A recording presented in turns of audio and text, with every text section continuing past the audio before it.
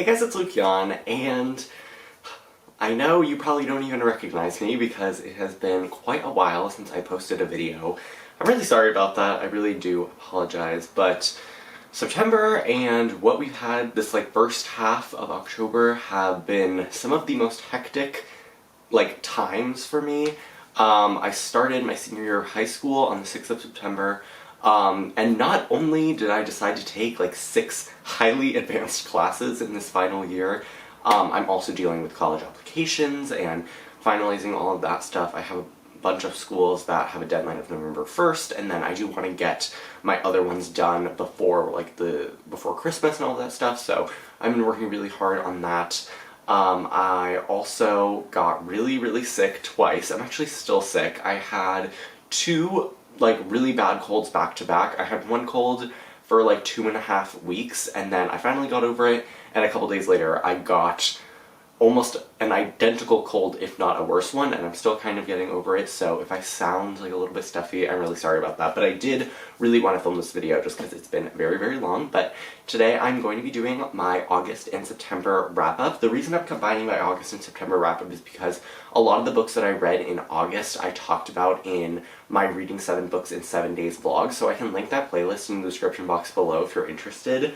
And then I didn't read a ton of books in September just because, again, I've been really busy. So I thought I'd just combine them and talk about them in one video. So the first 4 books that I read in the month of August were the books in the Devapod series by S.A. Chakraborty. So I read The City of Brass, which is the first book, The Kingdom of Copper, which is the second book, The Empire of Gold, which is the third book, and then The River of Silver, which is a compilation of short stories in this world. I'm going to talk about the books individually a little bit, but I did read them all back to back, so I don't remember a ton about my individual thoughts on each book, but I will just give an overall summary of the series. So this series is set in, I can't remember if it's the 19th or 18th century, but it starts in Cairo, and we follow a main character named Nahri, who is a con woman. She's always trying to do tricks. She's always tricking people, and she's really clever and smart. But one day, when she is performing one of these cons, she accidentally summons an ancient Jinn warrior named Dara, and he ends up taking her to the mystical city of Brass, or Devapod as it is known. And our other main character is Ali, who is the crown prince to Devapod, and this book follows Nahri as she's kind of getting acclimated to the city of Brass, as she's meeting Ali. It follows them both separately, and then when they meet, and there's also all that stuff with Dara. I really enjoyed this first book. I thought it was a really great introduction to this fantasy world. It was pretty complicated, I will say. This is an adult fantasy book, so it's much more complex than some YA books. And there's just a lot more detail in the world. So it did take me a while to kind of wrap my head around everything.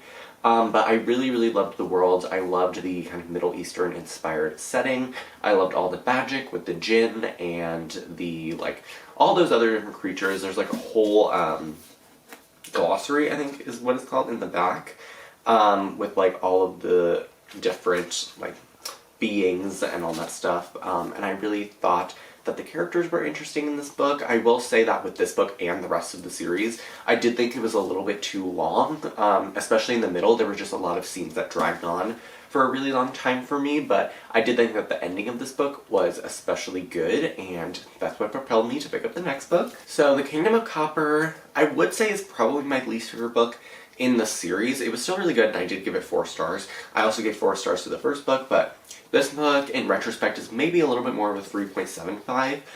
It was just really long, and I do think that, because in this book we do get the introduction to Dara's perspective, so now we have 3 perspectives. I do think that bogged down the book a lot, because Dara wasn't my favorite character in the first book, and he didn't really grow on me a ton in this book either, but I did think that the overall trajectory of the plot in this book was really interesting. I liked seeing Nahri develop because she kind of has a new vocation in this book, which I thought was really interesting, and I loved seeing Ali kind of grapple with his role in Devapod and deal with his father and all of the other court people, and I did enjoy the development of the world in this book. And then the third book, The Empire of Gold, is probably my favorite one in the series, even though this was really long. It's 750 pages. It didn't feel as long as those other 2 books did like with respect to their actual lengths, if that makes any sense. Like, this book was really long, but it didn't feel as long as those other books felt, like, for themselves. Like, The Kingdom of Copper felt really long for what it was, but this book didn't feel as long, even though it was longer. I'm not making any sense right now, but the Emperor of Gold, I really liked the twist that was at the end of The Kingdom of Copper, and we kind of have a change of scenery, or we have like dual settings in this book, because we have what's going on with Nahri and Ali, and then we have what Dara's doing, and I thought like the switching between their perspectives was interesting. Again, I do think Dara's perspective could have been less frequent in this book and in this series in general, but I do think that this was a great finale. I really liked that even in this final book we do get expansion of the world and like the magic system, so I thought that was really cool.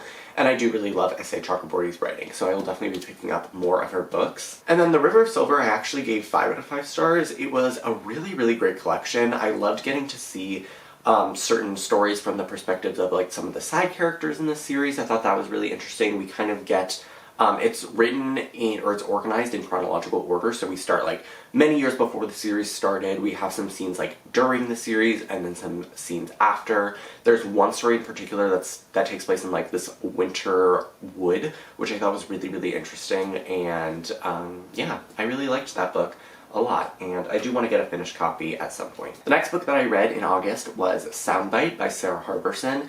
This is kind of like a nonfiction college advice book, and I follow Sara on Instagram. She does a bunch of Instagram lives and Q&A sessions, and I thought I'd read her book, and I really enjoyed it. I ended up giving it 4 out of 5 stars. I don't think that the advice that is like given in this book is really that different from the advice that she gives in her like Instagram live videos and Facebook lives and all of that sort of stuff, but I do think that the advice itself is inherently really helpful. So I really liked that. There are a bunch of things in this book where you can kind of fill it out yourself, depending on like your college admissions process. And I just thought it was really well written, and I really enjoyed it, and I think that if you are also going through the college admissions process, this would be a great book to pick up. And the audiobook is also narrated by Sara, so that was really great. Then I read 3 Kisses, 1 Midnight by Roshani, Chokshi, Evelyn, Skye, and Sandhya Menon. And this was an ARC that I received, and it's kind of like a little Halloween-y type of book. It follows 3 like best friends who all end up going to this Halloween party, and there's like a prophecy that on this night these like 2 fates will come down or something. I don't know, it was kind of just a cute book. I honestly low-key forgot I read it, but I did enjoy it. I gave it like a 3.5 out of 5 stars. It was very similar to, like, in concept, to Let It Snow, which I thought was really cool, and I just really enjoyed this book. I thought it was nice to read in the moment, even though it doesn't have like a super lasting impact, but I think if you're looking for a spooky read this Halloween, you could definitely pick this one up. Then I read 2 books for school. I read Pride and Prejudice and The Prince, and I'm not going to talk about these books really at all because I read them for school, so I was reading them more as like a student than as just like a reader, if that makes any sense. Like, I was looking for things to analyze while I was reading them, so I do plan on rereading Pride and Prejudice at some point just for like pleasure, but yeah, I did read both of these books. And then the other 7 books that I read in the month of August were all books that I read during that challenge, so you can see all my in-depth thoughts on all of those books if you click the link in the description box. So moving on to September, the first book that I read in September was The Bean Trees by Barbara Kingsolver. This is another book that I read for school, and again, I'm not really going to talk about this one too much because, again, I was reading for analysis and I was annotating it the whole time, so I wasn't really reading it as a reader, but I did think it was a good book overall. And then the next book that I read in September was actually a reread, and that was Furthermore by Tahereh Mafi. This is one of my favorite middle grade books. I love Tahereh Mafi's books, and it had been like a year or something since I read this book, and I was just really looking for a light, fun read. If you did not know, this book follows a young girl named Alice who is colorless, obviously, as you can tell from the cover, and she lives in a very colorful world, and she's kind of ostracized because of that, and she ends up meeting a boy, or like reacquainting with a boy named Oliver, who used to be really mean to her, but now he has a proposition for her. He knows where her father is, who's been missing for, I think, about a year, and he's going to go find him if she comes with him. So it's kind of like they go on this adventure through this world called Furthermore, which is really, really dangerous. There's like a lot of whimsical stuff that happens in this book. There's a bunch of different like neighborhoods or villages within Furthermore, and they all have like their own topsy-turvy sort of rules. I love this book. It's really, really fun. I think I ended up giving it like 5 out of 5 stars. It's really, really fun. I love the writing in this book. It's so like detailed and descriptive, and again, the plot is just really, really fun. So I definitely recommend picking up this book if you're in the mood for like a light, fun, summery springtime read. After that, I read one of my new favorite books of the year, which was Carrie Soto is Back by Taylor Jenkins Reid. This is Taylor Jenkins Reid's most recent book, and it follows a woman named Carrie Soto, who, at the start of this book, she is watching a tennis match with her father, and she actually ends up witnessing someone take her record, which is for having the largest number of Grand Slams. I don't know why I cannot speak today.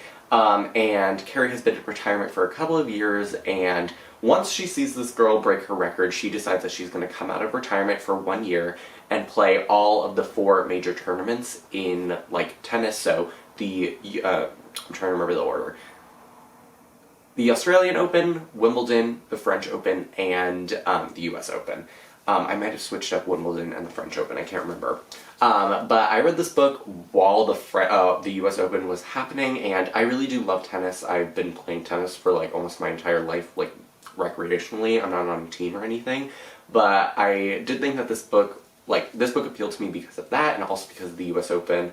And I really, really loved this book. I ended up giving it a full 5 out of 5 stars. I loved Carrie Soto. I thought she was such an interesting main character, and the way that this book was structured was also really interesting because we get that like prologue bit where she's watching the game, and then we fast forward to see like where she came from. We see her grow up and how she fell in love with tennis, and then we go through each of the major tournaments as she's like training. She meets a like another tennis player who like it's kind of like enemies to lovers. And he's also coming out, well, he hasn't retired yet, but he's like doing his last like leg of touring or whatever. And they kind of like rekindle a relationship, and I just thought this book was really great. There's so many layers to it. There's a lot of emotional aspects, there's a lot of fun aspects. I love Carrie. She's so like unapologetic with who she is. And I thought that the sports aspect of this book was really interesting. I like don't really love sports, but tennis has always been really interesting to me, and I loved how Taylor Jenkins Reid balanced like her writing style like for the tennis matches. Like it was never boring, it was always new and fresh with every single match, and I just really loved this book. I was trying to read it as slow as possible when I was reading it, but I read it in like 2 or 3 days just because I could not stop reading, and it was just really, really great. The character development is great, the writing is really great, and the plot is super interesting and gripping and fast, but also like well-paced. It's just, I really love this book, if you could not already tell from my rambling. The next book that I read was The Dragon's Promise by Elizabeth Lim. This is the sequel to Six Crimson Cranes, and it is the finale to this duology. Six Crimson Cranes follows a main character named Shiori, who is a princess to this kingdom, and one day she accidentally witnesses her stepmother performing magic, and her stepmother ends up cursing her and her brothers, so Shiori's brothers all get turned into cranes, and she has 6 brothers, so 6 Crimson Cranes, and she goes on this journey to free them. There's all that sort of stuff. I loved 6 Crimson Cranes. I read it in July, and it's one of my favorite books of the year. I gave it a full 5 out of 5 stars, and I was really excited for this sequel, and I did really enjoy this one as well. I ended up giving it a 4 out of 5 stars. I do think that this one was a little bit weaker than the first book. This book, the plot is a little bit disjointed in this book. Like, we spent a lot of time in the first part of this book, like in like underwater in the sea of like dragons, like it's this underwater kingdom, and then we go back to her like on land, and there's all this sort of stuff. So I do think that the plot was a little bit disjointed, even though I did really enjoy like all the like movements of the plot. I do think it's a little bit slow as well, but I did really love the character development in this book. We get to see a lot more growth from not just Shiori, but like all her brothers as well, and all that sort of stuff. I love the magic system in this world. I think it's really interesting, and I love all the mythology, like all the East Asian influences in this book. And yeah, it was just really, really easy to read. I feel like that's kind of just like Elizabeth Lim's writing style. Like, it's really easy to just fall into the book.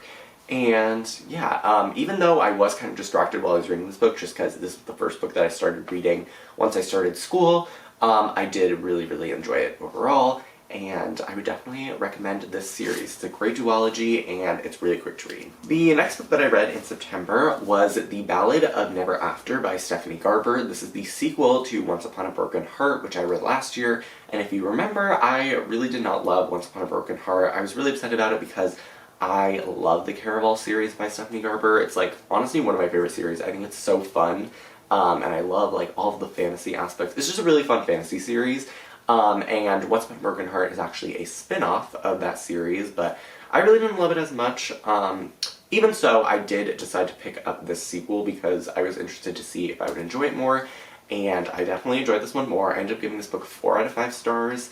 If you do not know, Once Upon a Broken Heart, the first book, follows a girl named Evangeline, who, I'm trying to remember the first book, she is, like, I think her sister ends up marrying the boy that she is in love with, and she ends up making a bargain with the Prince of Hearts, aka Jax from the Caraval series, and she ends up falling into like this weird contract with him, and that's the first book. This book kind of deviates from that a little bit because we are dealing more with like some fantasy aspects of this book. This book is definitely more of like a treasure hunt. It gave Caraval vibes in that regard. I still don't think, even with this book, that this series is as good as the Caraval series, but I did enjoy this one a lot more. I feel like Evangeline was a much more well-rounded character. I definitely liked Jax a little bit more. The plot was way more interesting. It was really quick and fun to read, and it was like a quest, which I really, really enjoyed, and the writing was much better in this book. I really felt like the writing went downhill in the first book,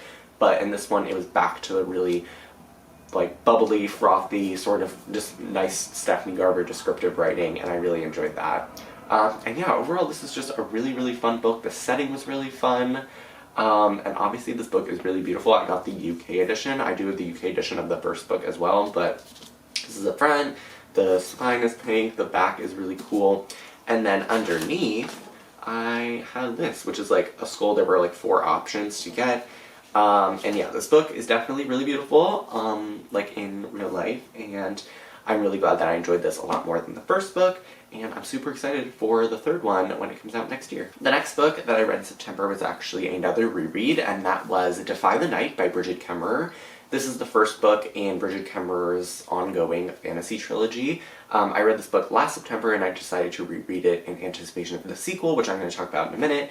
But this book follows 2 main characters. The first is Tessa, who is this rebel outlaw. She and her best friend Wes end up stealing medicine for the sick people in their area because there is this sickness or this plague that is sweeping the area, and there is only one cure. It is this flower called the moonflower, and it is not being distributed properly among all of the people in the kingdom. And so Tessa and Wes end up, they're like kind of Robin Hood-esque. They're helping these people. Tessa is an apothecary, so she kind of knows how to brew different things with the moonflower that they end up stealing. And our other main character is Corrick, who is the king's justice. He's sort of the right-hand man of his brother, Harberson, who is the king. He became king after their parents were brutally murdered.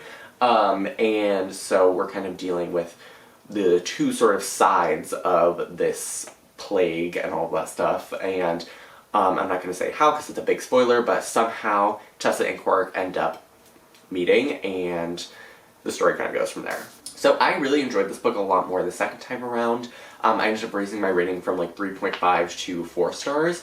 I just really liked this book a lot more. I think I was able to appreciate it more since I kind of knew what I was getting into. I knew that it was a little bit of a slower book, and I was able to kind of appreciate that more this second time around, and I just thought it was a really, really great read. And yeah, I really love Tessa and Corrick. I love Brigid Kemmerer's writing and the way that she creates her fantasy worlds. And yeah, I just thought it was really, really great, and I'm really happy that I reread it because I was able to enjoy the sequel Defend the Dawn much, much more because I remembered everything from the first book. So this book, again, follows Tessa and Coric. We also do get another perspective at some point in this book, and this book, as I'm sure you can tell from the cover, definitely deals with like a oceanic journey a little bit more than the first book. So yeah, I'm not going to say too much about this book, but I really enjoyed this one as well. I ended up giving it a 4 out of 5 stars. This one definitely was pretty slow. The first 120 pages were actually pretty fast-paced, but then much of this book is really just them on a boat, and usually I hate stuff like that. I hate just like travel books, but Brigid Kemmerer did make it a lot more interesting than I expected in this book, and the ending of this installment was so crazy, and I cannot wait for the third book. I have no idea what's going to happen, but I'm really, really excited for it, and yeah, I don't know if I said, I gave this 4 out of 5 stars. It was really, really solid, and yeah, I cannot wait for the final book because I think it's going to be absolutely bananas. And then the final book that I read in September was Demon in the Wood by Leigh Bardugo and illustrated by Danny Pendergast. This is a graphic novel that sort of tells the origin story of the Darkling from the Grisha trilogy, and this was a really, really quick read. It's only like 100-something pages. Or actually, sorry, it's exactly 200 pages, but it's really short because it's a graphic novel, so a lot of it is illustrations and all that sort of stuff. But yeah, I really enjoyed this book. I don't remember what I gave it, either a 3 or a 4 out of 5 stars. It was a really solid graphic novel, and yeah, I was just kind of looking for a quick read to end the month off with, and yeah, I think the back describes it really well. It says, the Darkling's origin story comes alive in this exquisitely illustrated prequel to Shadow and Bone, the hit Netflix series. So, I was just looking for some Grisha content, some Leigh Bardugo content, to hold me over until her next book in January. But yeah, I do think this was good, and I think if you're a major Grishaverse fan, you should definitely pick this up. That is it for this video. My throat hurts so bad, but yeah, I have to edit this video and study for a test that I have on Tuesday. I'm filming this on Saturday. And get all my schoolwork done and all that fun stuff. Hopefully, after college applications, school will slow down a little bit and I'll get to enjoy the rest of my senior year, but we shall see. But yeah, that is it for this video. I really hope you guys enjoyed it. I'd love to know what books you read in August and September, and I'd love to know any of your thoughts on any of the books that I read. But yeah, that's it. I really hope you guys enjoyed, and I will see you in my next video, which I promise will not be a month and a half away. Bye!